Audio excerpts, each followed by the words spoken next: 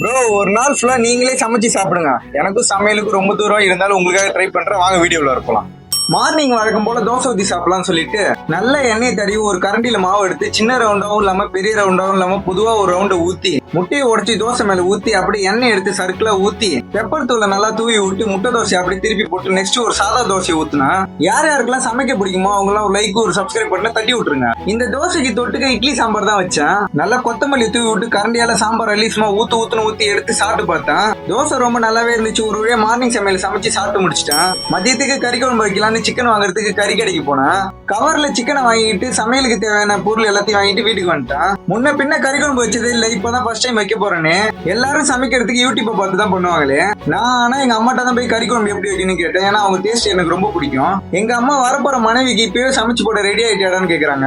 உங்ககிட்ட போய் கறி குழம்பு எப்படி வைக்கணும்னு கேட்க வந்த பாரு, அதுக்கு நீ இப்படியா கேட்பேன்னு சொல்லிட்டு எங்க அம்மாட்ட சண்டை போட்டான். கறி குழம்பு வைக்கிறதா ரொம்ப கஷ்டம் நினைச்சிட்டு இருந்தேன். ஆனா சமைச்சதுக்கு அப்புறம் தான் தெரிஞ்சது அது ரொம்ப ஈஸின்னு. இதுல ட்விஸ்ட் என்னன்னா, நான் வச்ச கறி குழம்பு சாப்பிடறதுக்கு என் ஃபேமிலியே வெயிட் பண்ணிட்டு இருந்தது. கறி குழம்புல ரொம்ப முக்கியமான விஷயம் நம்ம போடுற மசாலா ஊத்துற தண்ணி அளவு எல்லாமே கரெக்டா அளவா இருக்கணும். அப்பதான் டேஸ்ட் செமையா வருமே. ஒரு வழியா கறி குழம்பு இப்படியே செஞ்சுட்டேன். கறி குழம்பு வானலோட தூக்கிட்டு போயிட்டு ஹால்ல வச்சான். வழக்கம் போல ஒரு பெரிய இலையா போட்டு சோத்தை நல்லா கொட்டுன்னு கொட்டி நல்லா கரண்டியால கறி அள்ளுன்னு அள்ளி போட்டு நான் செஞ்ச கறி குழம்பு நானே டேஸ்ட் பண்ணி பார்த்தா ரொம்பவே நல்லா இருந்துச்சு.